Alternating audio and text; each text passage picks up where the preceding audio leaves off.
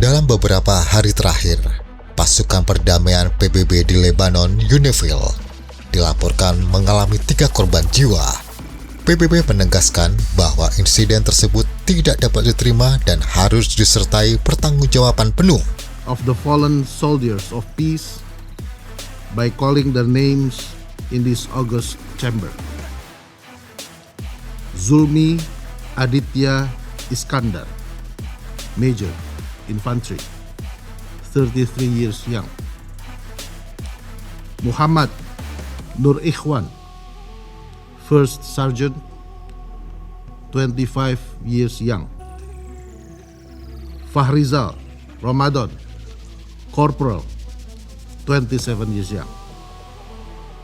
Corporal Fahrizal lost his life serving his duty in our post in Ashid Al-Quzair. Major Zulmi and First Sergeant Muhammad lost their lives in the attack to their convoy. Saat ini proses investigasi tengah berlangsung.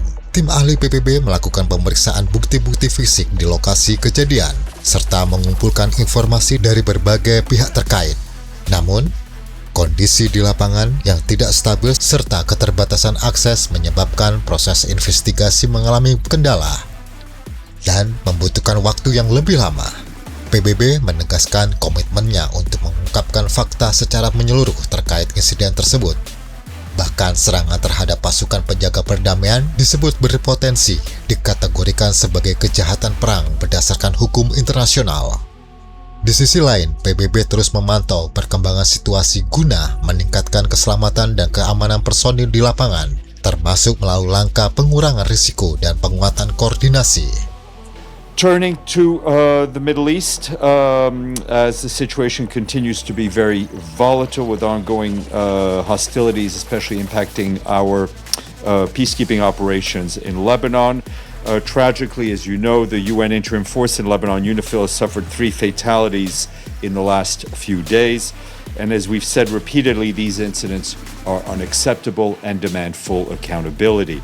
Investigations by us are underway, and despite the challenging situation on the ground, we hope to be able to update you with those results as soon as possible. These investigations take time as technical experts examine physical evidence on the scene, while others look at the context and liaise with parties to collect and verify information. The circumstances on the ground are such that deconflicting with parties in some instances have prevented the timely access of UN personnel to the incident scenes for investigations, and that of course has caused delays. However, as Jean-Pierre Lacroix told troop contributing countries just a few hours ago here, our firm commitment remains to establishing the full facts and the circumstances around each and every one of these incidents. PBB juga menyampaikan apresiasi kepada personil penjaga perdamaian yang telah bertugas dalam kondisi sulit demi menjalankan mandat Dewan Keamanan.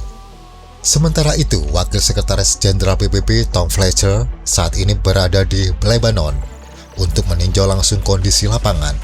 Ia telah bertemu dengan Ketua Parlemen Lebanon, Nabi Berri, serta mengunjungi lokasi pengungsian dan bertemu dengan keluarga terdampak konflik serta petugas kemanusiaan. Kondisi di Lebanon dilaporkan semakin memburuk. Kebutuhan bantuan terus meningkat, sementara pendanaan yang tersedia masih jauh dari kata cukup. Sementara itu, Koni, selaku pengamat militer, mendesak agar Indonesia menarik pasukan dari UNIFIL. Halo Pak Presiden, apa kabar? Masih sibuk jalan-jalan ke Jepang ya Pak? Tugas ya Pak? Oke, saya cuma mau bilang aja, ini yang saya bilang Pak, contoh kenapa saya tidak setuju kita ada di tentaranya BOP, apalagi sudah pakai komandan. Contoh nih Pak, kasus Lebanon Pak, 3 prajurit kita tewas. Bapak tahu apa yang tercantum dalam UNIFIL? UNIFIL itu Pak, chapter 6-nya dan chapter 7-nya itu role of engagement itu sangat restriktif. Artinya apa? Sama dengan yang Bapak bilang kemarin, oh pasukan hanya untuk perdamaian, hanya membela diri. Dia menetralkan ancaman, dia tuh cuman proaktifnya dalam menetralkan. Ini Pak yang saya bilang bahayanya apa? Karena di sana itu di unknown origin daripada sumber masalah itu tidak bisa terukur, dan inilah mengerikan.